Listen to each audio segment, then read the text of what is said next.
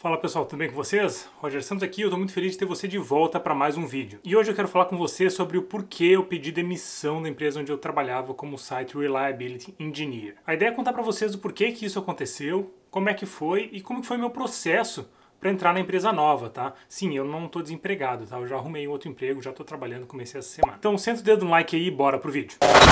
Bom, e aí pessoal, o que vocês estão achando do cenário agora? Me comentem aqui, eu dei uma mudadinha no cenário aqui atrás e também estou com o microfone novo, não sei se vocês repararam que nos últimos dois vídeos o áudio estava meio ruim, o microfone foi pro pau depois de 3 anos de uso, resolvi comprar um novo e eu espero que vocês gostem do resultado desse microfone novo. Bom, antes de começar eu quero comentar com vocês um pouco sobre como que é meu perfil profissional na área de TI, sabe? Eu acho que isso vai dar um pouco de contexto para vocês, para que a gente possa entrar em detalhes de como tudo isso aconteceu. Bom, como muitos de vocês já sabem, eu já tenho praticamente 20 anos de carreira na área de TI, tá? E ao longo de todo esse tempo, eu trabalhei muito tempo como desenvolvimento, 5 anos com arquitetura, 5 anos como DevOps e os últimos 2 anos aí como Site Reliability Engineer. E o que me move sempre, o que me mantém sempre motivado a trabalhar, o que me faz performar bem são desafios, tá? Eu tenho que estar sendo desafiado o tempo todo, eu tenho que estar com um projeto que é difícil, alguma tecnologia que eu não conheço, onde eu preciso estudar, me preparar. Algo que seja difícil, algo que seja novo, algo que seja diferente, sabe? Sempre que eu entro num projeto, fico durante muito tempo trabalhando nesse projeto e começa a ser todo dia mais do mesmo, eu começo a meio que encher o saco e ou eu mudo de projeto dentro da empresa mesmo, ou eu acabo mudando de empresa para alguma oportunidade nova. Bom, definido isso, então por que eu pedi demissão, né? Por que eu resolvi sair da Skip the Dishes, né? A empresa onde eu trabalhava lá mais de 2 anos e meio, trabalhava como Site Reliability Engineer. O que aconteceu é o seguinte, assim, na vaga onde eu estava trabalhando com SRE, eu estava assim ainda sendo desafiado, tinha projetos novos todos os dias, tinha muita coisa diferente que eu estava fazendo, assim, estava bem legal para minha área, mas já fazem aí alguns anos, ali pelo menos uns 3 anos, desde que eu mudei aqui para o Canadá, que eu estou começando a mudar um pouco o foco da minha carreira para sair um pouco da área técnica e ir mais para a área gerencial, tá? Não para ficar 100% gerenciando pessoa e projeto, mas sim para fazer um pouco do que eu faço isso aqui com vocês, sabe? Compartilhar meu conhecimento, ajudar vocês a evoluírem na carreira de TI de vocês, tornar vocês profissionais melhores e dentro da empresa ajudar a manter a equipe motivada, ajudar os times a produzirem mais, coisas desse gênero, sabe? E na verdade eu acho que com a bagagem que eu tenho muito mais a acrescentar, compartilhando meu conhecimento com diversas pessoas, ajudando eles a melhorar, do que eu como um único colaborador lá botando a mão na massa o tempo todo, sabe? Tá, Roger, mas e aí, você não teria a oportunidade de trabalhar como um manager dentro da Skip the Dishes, né, onde você já está trabalhando há tanto tempo? A resposta é sim, eu teria essa oportunidade para trabalhar como um manager na Skip, mas eu optei por sair da Skip por 2 principais motivos, eu vou explicar para vocês quais são, tá? Primeiro que as vagas para manager na Skip são para 100% gerenciamento, tá? Eu queria fazer uma transição mais suave da área técnica para a área de gerenciamento, tá? Então eu estava buscando uma oportunidade onde eu pudesse gerenciar um time pequeno, tá? Esse foi um dos motivos pelo qual eu tirei minha certificação em Scrum Master recentemente e também pudesse usar parte do meu tempo botar a mão na massa, ajudar a resolver problemas, sabe? Não trabalhar full time como desenvolvedor, mas dependendo do tipo de problema, ajudar a desenvolver com a parte de arquitetura, trabalhar um pouco com a parte de pipelines e coisas desse gênero, tá? E em seguida, o segundo motivo, que na verdade esse foi o que mais pesou, na real, é porque, bom, a Skip foi a primeira empresa que eu trabalhei aqui no Canadá, né? Eu cheguei aqui no Canadá por eles me trouxeram pra cá. E quando eu fui contratado, vieram comigo mais de 100 brasileiros. Então, o meu processo não mudou muito do meu trabalho no Brasil, sabe? Eu continuava trabalhando com muitos brasileiros, apesar de ter muito gringo, né? Não só canadense, mas gente do mundo todo. Mas ainda assim eu cheguei a trabalhar com times que eram só brasileiros e atualmente no time que eu estava trabalhando era meia, metade brasileiro, metade gringo. E isso, não que seja ruim trabalhar com brasileiros, muito pelo contrário, é muito bom, mas isso acaba sendo uma muleta pra gente, pra nós brasileiros, porque qualquer dúvida, qualquer coisa, você cutuca o cara do lado ali que é brasileiro, e aí, como é que foi que isso aconteceu? Como é que foi essa reunião? O que você entendeu disso, sabe? Isso vira uma muleta pra você e eu tava me sentindo que eu não tava tendo a experiência total, sabe, de viver no exterior, trabalhar no exterior, ter uma vida toda no exterior, sendo que no meu trabalho, boa parte do meu trabalho, todos os meus relacionamentos eram com brasileiros. Então eu senti que era a hora de eu procurar uma oportunidade num lugar onde tivesse menos brasileiros para que eu pudesse ter essa imersão total com o Canadá. Não que eu não goste de trabalhar, como eu falei, não que eu não gosto de trabalhar com brasileiros, muito pelo contrário, é muito bom trabalhar com brasileiros, conheço gente muito foda, brasileiros muito bons mesmo, que trabalham inclusive na Skip the Dishes em diversos lugares que eu trabalhei, e também não que seja algum problema com a Skip, tá? A Skip é uma empresa excelente de trabalhar, tá? Eles me trouxeram pra cá, tive muitas oportunidades lá dentro de carreira, aprendi um monte, assim, eu sou muito grato a eles por tudo que aconteceu, sabe? Por todo esse período que eu tive lá. Mas aí depois que eu peguei minha residência permanente, agora em novembro do ano passado, eu decidi que era a hora de eu seguir em frente, sabe? Eu não tava com pressa para sair da Skip, pra ser honesto com vocês, assim, eu não saí procurando vagas, eu vou explicar para vocês um pouco aqui na frente. Eu já tinha meio que decidido que era a hora de seguir em frente, sair da Skip e ir pro próximo passo, tanto na minha carreira, quanto na área, para ir para a área de gerenciamento, quanto para mudar de empresa, para ir para uma empresa que fosse mais focada no Canadá, não tivesse tantos brasileiros, para que eu pudesse ter realmente essa imersão. Bom, e meu processo de saída foi totalmente amigável, tá? Eu sentei, conversei com o meu gerente, expliquei meus motivos, ele me apoiou o tempo todo, assim, foi super de boa mesmo, assim, sabe? Importantíssimo, uma dica para vocês. Sempre que vocês estiverem trabalhando, estiverem no mercado de trabalho, nunca fechem as portas. Sempre deixem as portas abertas e mantenham relacionamentos com as empresas. Você nunca sabe, óbvio, você está sempre pensando em ir para frente e evoluir, mas você nunca sabe quando vai voltar, quando pode aparecer uma oportunidade melhor para você voltar para aquela empresa, sabe? Se você fez realmente um bom trabalho lá, pode ter certeza que no futuro eles podem te considerar. Então, dica para você que está começando a carreira, que você já está trabalhando, nunca feche as portas, sempre deixa as portas abertas. Bom, e aí, Roger, como é que você conseguiu um emprego novo então, agora, já que você saiu da Skip, tá? Para ser honesto com vocês, assim, o processo foi bem natural. Como eu falei, eu não estava procurando, assim, eu já tinha decidido o que ia fazer, mas eu não estava com pressa. Então eu não estava procurando, eu não estava me estudando para entrevista, eu não estava me preparando, eu não estava mandando currículo, não estava fazendo nada disso. Tá, eu estava trabalhando numa manhã normal. Bom, e aí eu recebi uma mensagem no LinkedIn da Canadian Tire Corporate para uma vaga de Build Engineer Manager. E assim, foi até engraçado. Foi a primeira entrevista que eu fiz aqui no Canadá, assim, depois que eu fui contratado, sabe? Eu fiz algumas ligações, conversei com outras pessoas, outras empresas e tal, mas era um processo onde eu estava sem o PR ainda, então era um processo mais complicado, eu sabia que não ia pra frente esses processos, sabe? Então essa foi realmente a primeira entrevista que eu fiz pra valer, onde eu ia dar sequência no processo. E eu recebi a vaga, olhei a descrição, li todas as descrições da vaga, assim, e a vaga caiu como uma luva pro meu perfil, assim, e porque eu tava procurando, sabe? Porque era uma vaga onde eu ia trabalhar com gerenciamento e também ia ter hands-on, então eu vou continuar, né, vou continuar metendo a mão na massa, vou trabalhar com a parte de DevOps que eu gosto, com a SRE que eu gosto também, com a parte de pipelines e builds que eu gosto. Então eu vou continuar metendo a mão na massa, mas também vou gerenciar um time pequeno, exatamente como eu queria. Assim. Então a vaga era perfeita para mim, sabe? Então eu olhei a vaga e decidi, não, agora vamos para frente, vamos ver como é que vai ser. E eu decidi dar continuidade no processo. Bom, e além disso, a Canadian Tire é uma empresa gigante, tem quase 100 anos aqui no Canadá. Acho que esse ano ela faz 100 anos, se eu não me engano.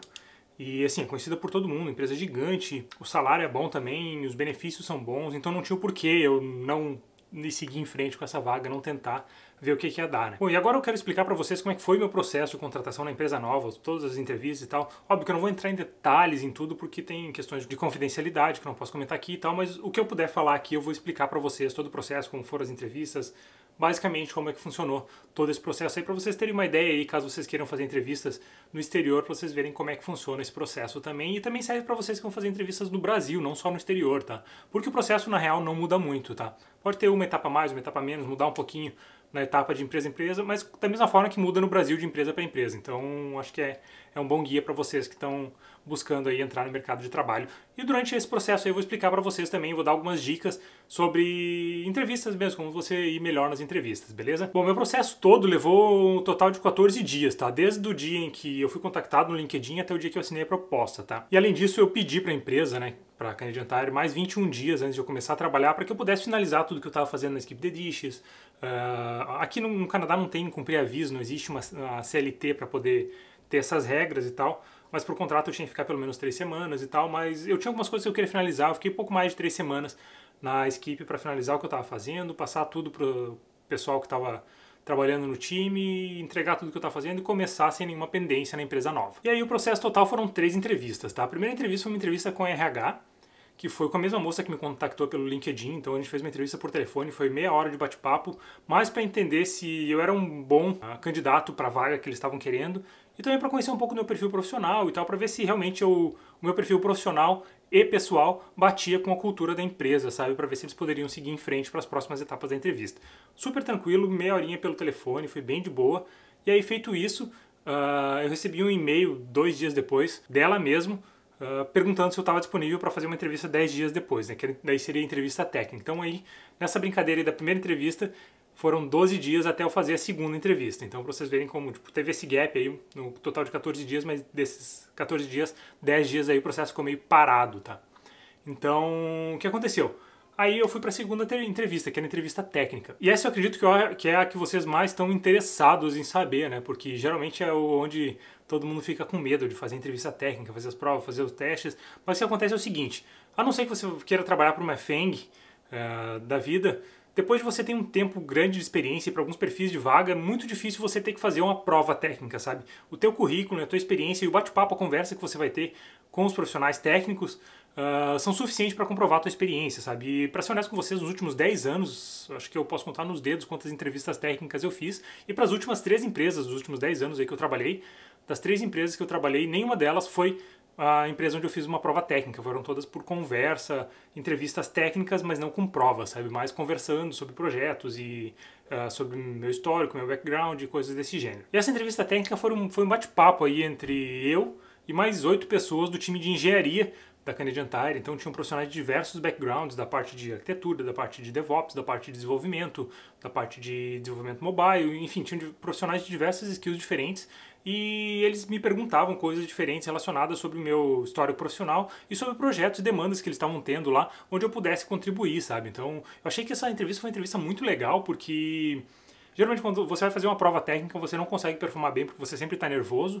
E segundo, se é uma prova técnica, uma entrevista técnica, onde há uma pessoa ou mais pessoas só te perguntando e você respondendo, pergunta e responde, também vai acabar te deixando nervoso porque vira meio que uma prova mais, sabe, verbal. Esse formato de bate-papo mesmo foi meio que um brainstorm, sabe, onde a gente estava discutindo as necessidades que eles têm e o que o meu background, todo o meu conhecimento poderia agregar para dentro da empresa, sabe, perguntando e respondendo. Foi super legal, assim, eu achei que foi uma experiência super positiva para a entrevista. Eu acho que, eu não sei como é que tá aí no Brasil recentemente na questão de entrevistas, mas eu não lembro de ter feito uma entrevista técnica, assim, que fosse desse nível, assim, que foi tão tranquilo, assim, que eu, sabe, eu, tipo, teve todo quebrou o gelo no começo, num bate-papo, conversando, o pessoal perguntando da minha guitarra e tal, a gente bateu um papo ali, e aí a gente começou a falar do meu histórico profissional, assim, foi bem tranquilo, assim, foi bem suave, não teve nada de nervosismo, nem estresse, nem nada disso. Bom, e é nesse ponto que eu quero dar uma dica pra vocês que é super importante pra você que tá começando, buscando o primeiro emprego, ou você que já tá trabalhando mesmo, vai mudar pra entrevista, que é sempre que te perguntarem alguma coisa que você não sabe, responda que você não sabe, mas que você vai aprender, ou que você conhece alguma coisa que seja semelhante, sabe? Nunca minta. Nunca minta na tua entrevista. Eu tô dizendo isso porque, por exemplo, eu trabalhei muitos anos com a AWS, né? Essa é o cloud provider que eu conheço, que eu tenho mais conhecimento aprofundado. Eu trabalhei durante, sei lá, desde 2009 com a AWS, desde que a AWS chegou no Brasil, pouco antes, na verdade. A empresa que eu tô trabalhando, que eu comecei essa semana, eles não trabalham com a AWS, é um outro cloud provider. O pessoal começou a me perguntar sobre cloud e tal, né? Eu falei, não, eu conheço disso de AWS, ou eles falavam de alguma feature desse outro cloud, eu falava, não, esse eu não conheço, mas eu conheço esse da AWS, sabe?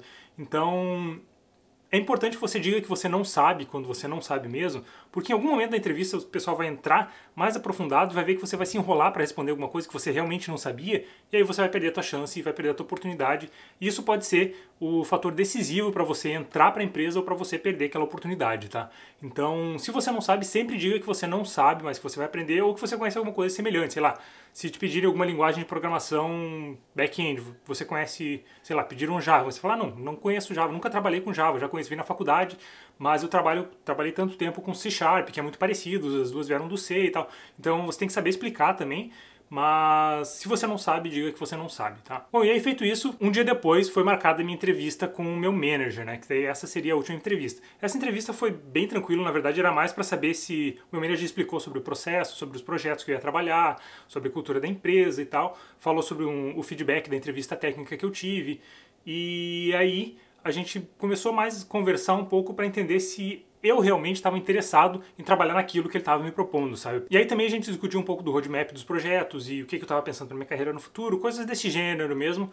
E a gente discutiu o salário também, os benefícios e coisas mais relacionadas à parte financeira. Beleza, foi isso também, foi uma entrevista de meia hora numa videochamada e um dia depois eu recebi a oferta. Oferta totalmente online, sabe? Não precisei ir na empresa, eles não precisaram mandar nada. Fiz a assinatura digital da oferta mesmo.